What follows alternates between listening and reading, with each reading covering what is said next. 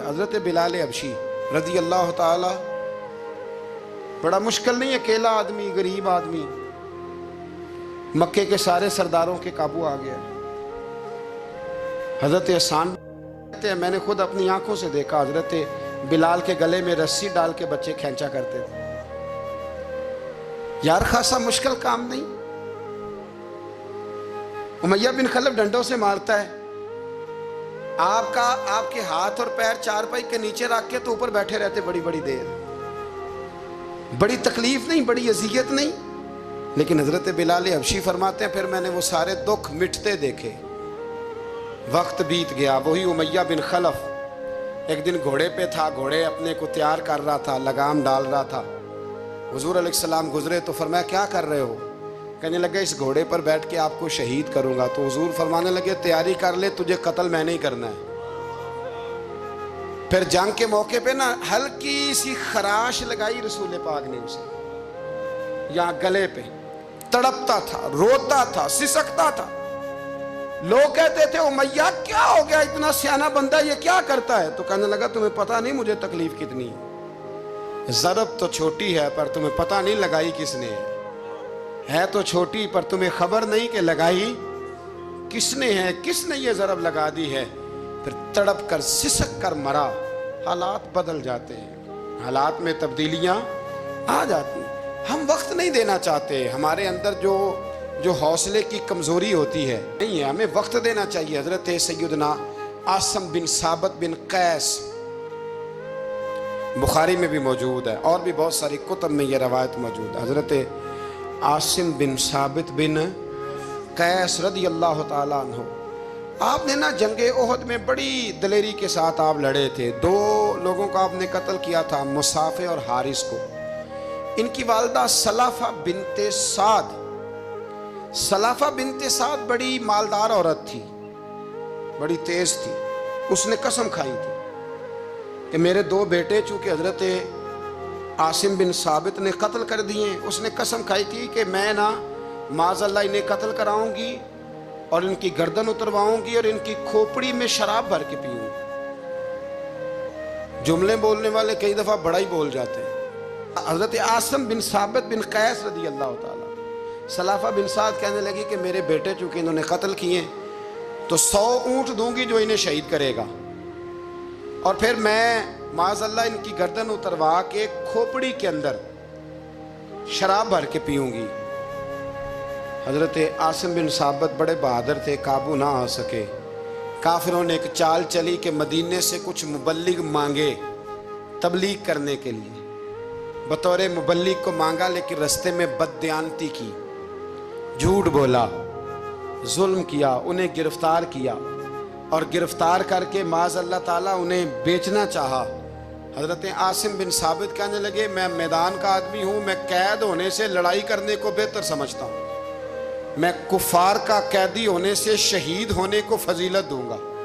تلوار نکال لی، نیزے نکال لی، لڑنے لگے۔ اب اکیلا آدمی اور سامنے درجنوں بیسیوں لڑنے والے، سب کا رخ جب انہی کی طرف ہوا تو حضرت عاصم بن ثابت بن قیس رضی اللہ تعالیٰ عنہ سمجھنے لگے اب شہید ہو جاؤں گا۔ تو آپ نے ایک دعا مانگی، کہنے لگے اے اللہ میرے بدن کی حفاظت کرنا، اے اللہ میرے وجود کی حفاظت کرنا، گویا میری لاش کی یہ بے حرمتی نہ کرے، اللہ حفاظت کرنا۔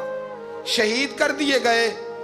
جیسے ہی آپ شہید ہوئے تو اب وہاں تو منت یہ تھی نا معاذ اللہ کے گلا کاٹیں گے اور معاذ اللہ کھوپڑی میں شراب پیئیں گے۔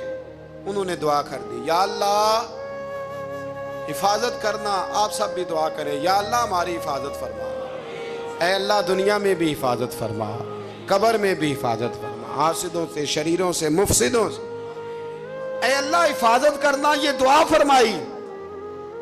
جب آپ شہید کر دیے گئے نا، لاش مبارک قریب تھی، تو کافر گردن کاٹنے کے لیے آگے بڑھے تو سینکڑوں کی تعداد میں شہد کی مکھیاں آ گئیں۔ انہوں نے گھیرا ڈال لیا سارے وجود کو۔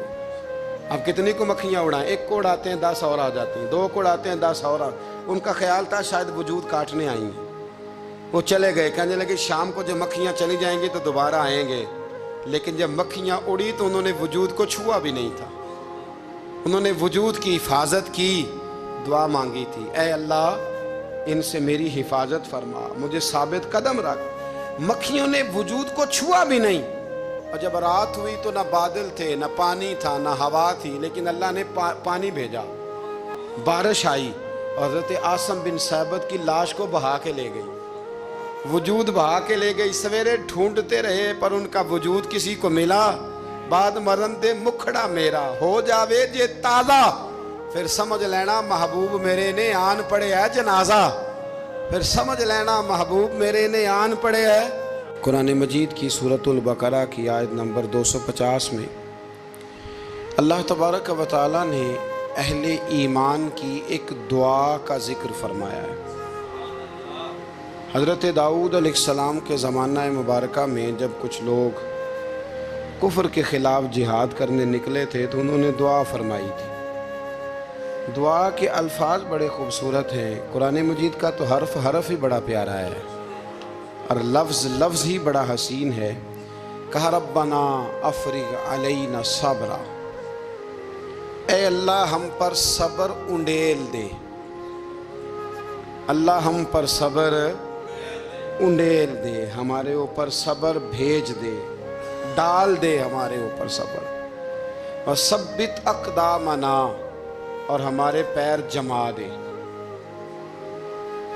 فانصرنا علی القوم الکافرین، اور کافروں کے مقابلے میں ہماری مدد فرما، کافروں کی قوم پر ہماری مدد فرما۔ اے اللہ ہم پر صبر انڈیل دے اور ہمارے پیروں کو استقامت عطا کر دے۔ جہاد زندگانی میں جب انسان نے سفر کرنا ہے نا، تو اگر وہ کمزور پڑے گا تو سفر نہیں کر سکے گا، گھبرا جائے گا تو سفر نہیں کر سکے گا۔ اونچا اڑانے میں نے سنا ہے، مجھے پکا نہیں پتا، میں نے سنا ہے کہ ہوا تیز ہو تو جہاز کی سپیڈ لوگ بڑھا دیتے ہیں، مخالف سمت اگر ہوا تیز ہو تو جہاز کی سپیڈ، یعنی وہ اگر تیز چل رہی ہے تو ادھر سے بھی تیز چلے گی تو اس کا سینہ ذرا جلدی چیرا جائے گا اور آگے بڑھے گی۔ صبر اور استقامت، اگر آپ نے زندگانی میں آگے بڑھنا ہے تو ان دو چیزوں کا وجود آپ کے ساتھ ہونا بڑا ہی ضروری ہے۔ ہمارے مزاجوں میں بڑی جلدی بے صبری آ جاتی ہے، پائے سے بات نہیں ہوتے، کسی بات میں ٹھہراؤ نہیں ہوتا، طبیعت کے اندر وہ والا مزاج نہیں ہوتا جو انسان کو آگے لے کے چلتا ہے، جو اس کو آگے بڑھاتا ہے۔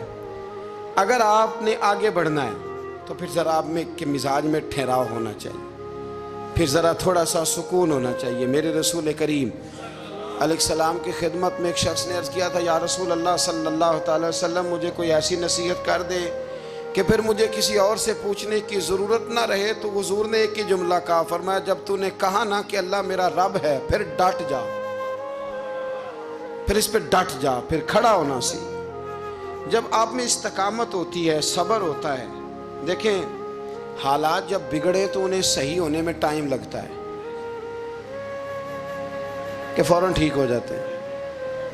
آپ بیمار ہو گئے، تکلیف ہوئی، کوئی آپ کو بیماری لگ گئی، آپ ڈاکٹر صاحب کے پاس گئے، انہوں نے آپ کو دیکھا، ٹریٹمنٹ کی، پھر دوائیاں لکھیں، پھر انہوں نے آپ کو کہا کہ آپ کو 1 ہفتہ یا 1.5 ہفتہ دوائی کھانی ہے، یہ ایک شربت کی شیشی ہے، یہ ایک بوتل ہے، یہ ایک سیرپ ہے، 1 چمچ صبح 1 شام، اور پورا ہفتہ آپ نے استعمال کرنا ہے۔ اب آپ تو کہہ رہے تھے کہ میں نے ابھی ٹھیک ہونا ہے گھنٹے کے بعد، تو سارا نہ پی لوں،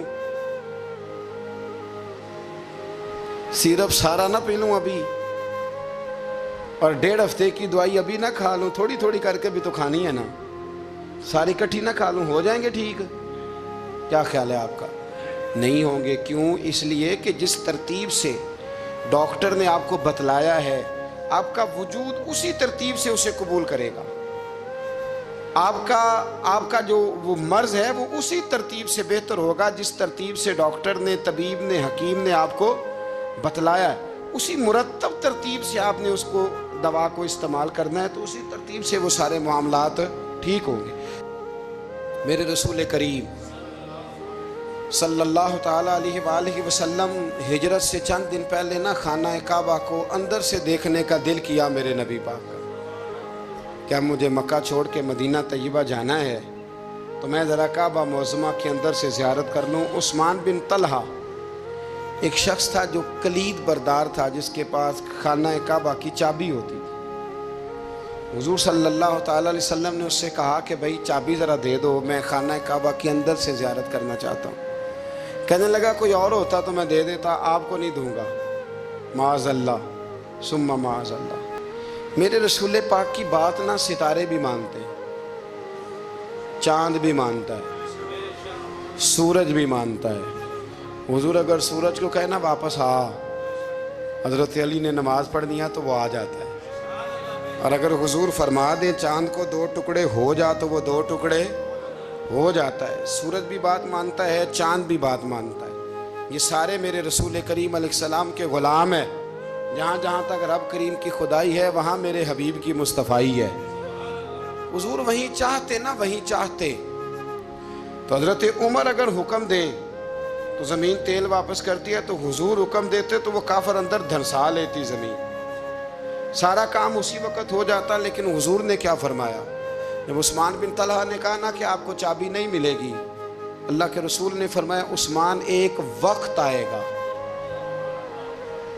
جب یہ چابی تجھ سے میں لوں گا، اور جس کو میرا دل کرے گا میں اسے دوں گا. ایک وقت آئے گا کہ یہ میں تجھ سے لوں گا، اور پھر جس کو میرا دل چاہے گا میں اس کو وہ چابی دوں گا. میرے نبی کریم رؤوف الرحیم سید عالم صلی اللہ علیہ وسلم نے وقت دیا. کتنا وقت لگا؟ 2 دن، 4 دن، 5 دن، 10 سال لگ گئے. حضور نے مکہ کو فتح کیا، حضور تشریف لائے. وہی چابی عثمان بن طلحہ کے پاس تھی. محبوب کریم نے بت توڑنے تھے، کعبہ کو ان سے پاک کرنا تھا. فرمایا لاؤ نا چابی کدھر ہے؟ عثمان کہتے ہیں حضور نے تو بات نہیں جتلائی، پر مجھے وہ لفظ یاد تھے کہ عثمان ایک وقت آئے گا. ایک سمجھیے گا بات کو، ایک وقت آئے گا جب چابی میں لوں گا، اور پھر جس کو میرا دل کرے گا میں اسے. پھر وقت آ گیا، پھر حضور نے چابی لے لی، پھر نبی پاک نے بت توڑے. پر قربان جاؤں مدینے والے محبوب کے طریقے پر، فدا ہو جائیں حضور علیہ الصلوۃ والسلام کے کمال درگزر پر. جب حضور فارغ ہوئے نا بیت اللہ کو صاف کر کے، تو فرمایا کدھر ہے ابھی عثمان بن طلحہ؟ وہ آئے تو حضور فرمانے لگے یہ چابی پہلے تیری خاندانی وراثت تھی، پھر میں نے اپنے وعدے کے مطابق لے لی، اب میں تمہیں واپس کر رہا ہوں. اب یہ چابی میں تمہیں واپس کر رہا ہوں، میں یہ چابی میں تمہیں دے رہا ہوں. لہذا اب تیری نسل سے بھی قیامت تک کوئی نہیں لے گا، میں تمہیں یہ چابی دے رہا ہوں. تو بھائی وقت کا انتظار کرے. اور عثمان بن طلحہ کہتے ہیں میں نے حضور کا یہ کمال کرم دیکھا تو میں کلمہ ہی پڑھ گیا، میں مسلمان ہی ہو گیا. وقت کو دیکھیں، وقت کا انتظار کریں، آنے والا ٹائم دیکھیں. اور جب آپ وقت دیتے ہیں تو بہت سارے معاملات ٹھیک ہو جاتے ہیں. حضرت عمار بن یاسر بڑا شروع میں کلمہ پڑھا. ان لوگوں نے بڑی تکلیفیں اٹھائیں جنہوں نے آغاز اسلام میں کلمہ پڑھا. حالات اور طرح کے میرے حضور کو بڑی اذیتیں دی جاتی تھیں. ابو لہب، عقبہ بن ابی معیط، یہ حضور کے 2 ہمسائے تھے. کچھ نفسیاتی تکلیفیں لوگ دیتے ہیں، ذہنی طور پر پریشان کرتے ہیں، مزاج ہوتا ہے. وہ دونوں کیا کرتے تھے؟ وہ سارا اپنے گھر کا کوڑا کرکٹ لا کے حضور کے دروازے پر پھینک جاتے. تو نبی کریم صلی اللہ تعالی وسلم فرماتے تھے کیا خوبصورت حق ہمسائیگی ادا کرتے ہو، کیا اچھا تم حق ہمسائیگی. اور دونوں طرف کے ہمسائے تکلیف دیتے، اذیت دیتے، حضور کو پریشان کرتے. حضرت عبداللہ ابن مبارک رحمۃ اللہ علیہ کا ہمسایہ بھی اسی طرح کرتا تھا. وہ اپنے گھر کا سارا گند کچرا اٹھا کے آپ کے گھر میں پھینک دیتا. 1 دن بھی پھینکا، 2 دن بھی پھینکا، 3 دن بھی پھینکا، 4 دن بھی پھینکا، 5 دن بھی پھینکا. مہینوں بیت گئے. ایک دن کہنے لگا میں روز کچرا پھینکتا ہوں. خود ہی کہنے لگا آپ کو تکلیف نہیں ہوتی؟ آپ فرمانے لگے میں نے ایک برتن رکھ دیا، ایک جھاڑو رکھ دیا ہے. جب تو کچرا پھینکتا ہے تو میں اٹھا کے باہر پھینک آتا ہوں. اب تو بند نہ کرنا، اس لیے کہ مجھے عادت ہو گئی ہے. اب میں نے اپنے ٹائم میں سے نا ٹائم اس کچرے کو دینا شروع کر دیا ہے. اب تو بند نہ کرنا، اس لیے کہ مجھے اب اس بات کی عادت ہو گئی. اب میں روز اٹھاتا ہوں اور اٹھا کے ذرا باہر پھینک آتا ہوں. میں عادی ہو گیا ہوں تیری اذیت کا، اب میں تیری تکلیف کا. حضرت عمار بن یاسر رضی اللہ تعالیٰ عنہ فرماتے ہیں کہ بڑی تکلیف دیتے. حضرت عمار بن یاسر رضی اللہ تعالیٰ عنہ کی جو والدہ ہیں وہ اسلام کی پہلی شہیدہ ہیں. حضرت سمیہ ان کا نام تھا, اسلام کی پہلی شہیدہ. ان کے زیر ناف ابو جہل نے نیزہ مار کے انہیں شہید کر دیا. حضرت عمار بن یاسر رضی اللہ تعالیٰ عنہ فرماتے ہیں کہ میرے والد کو اتنی تکلیفیں دی گئیں کہ وہ ان اذیتوں کی وجہ سے دنیا سے پردہ کر گئے.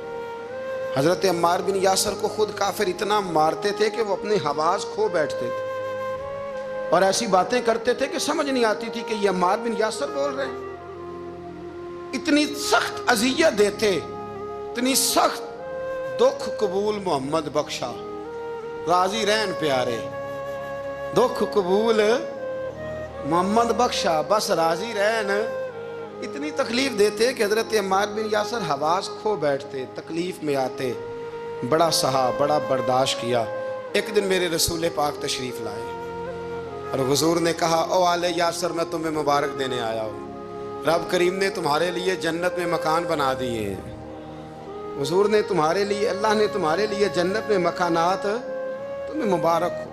تمہاری اذیتیں, تمہاری تکلیفیں, تمہارے درد, تمہاری راتیں کام آ گئیں.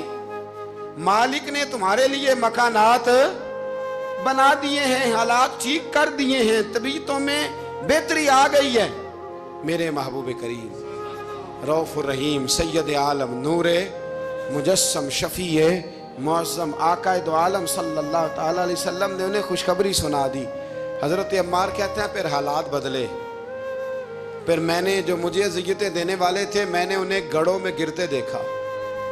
آپ فرماتے ہیں ابو جہل کی لاش اٹھانے والا بھی بدر میں کوئی موجود نہ تھا, اور ابو لہب جو مجھے تکلیفیں دیتا تھا وہ مکے کے چوک میں مرا ہوا پڑا تھا, پر کوئی اس کے قریب جانے والا بھی موجود نہ تھا, کوئی نہیں تھا. آپ فرماتے ہیں وہ حالات بھی. حضرت عمار کا اپنا کیا حال ہوا. حضرت خالد بن ولید رضی اللہ تعالیٰ عنہ بڑے بہادر ہیں. حضور نے فرمایا یہ اللہ کی تلوار ہے, یہ اللہ کی. بڑے بہادر تھے, بڑے شیر دل تھے. فرماتے ہیں کبھی معذرت نہیں کرنی پڑی, کبھی جھکنا نہیں پڑا, کبھی کسی کی منت نہیں کی. اللہ نے طاقت اتنی عطا فرمائی تھی, ہمت, حوصلہ, صبر, استقامت اتنا دیا, کبھی کسی جگہ پشت نہیں لگی. لیکن فرماتے ہیں کسی وجہ سے نہ ایک دن میرا عمار بن یاسر کے ساتھ کسی بات پہ اختلاف رائے ہو گیا, جھگڑا ہو گیا. توجہ ہے میری بات پر. فرماتے ہیں جھگڑا ہو گیا. ہمارا پتہ حال کیا ہے, ہمارا یہ حال ہوتا ہے کہ ہمارا جھگڑا ہو جائے تو خیر ہے, لیکن اگر پڑوسی کے بچے لڑ پڑے تو ہم کہتے ہیں اس کی روزی پاک نہیں. حضرت عمار بن یاسر کی بات کر رہا تھا.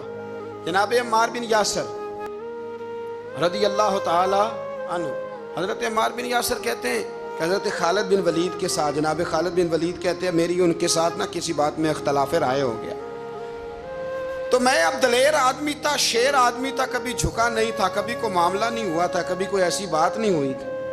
آپ فرماتے ہیں جب رائے کا اختلاف ہو گیا نا, بات ذرا آگے بڑھ گئی تو نبی کریم صلی اللہ علیہ وسلم تک بات پہنچی. تو میرا یہ خیال تھا کہ حضور میری بھی سنیں گے, عمار بن یاسر کی بھی سنیں گے, پھر حضور کوئی فیصلہ کریں گے, پر قربان جاؤں وقت بدل گیا ہے نا.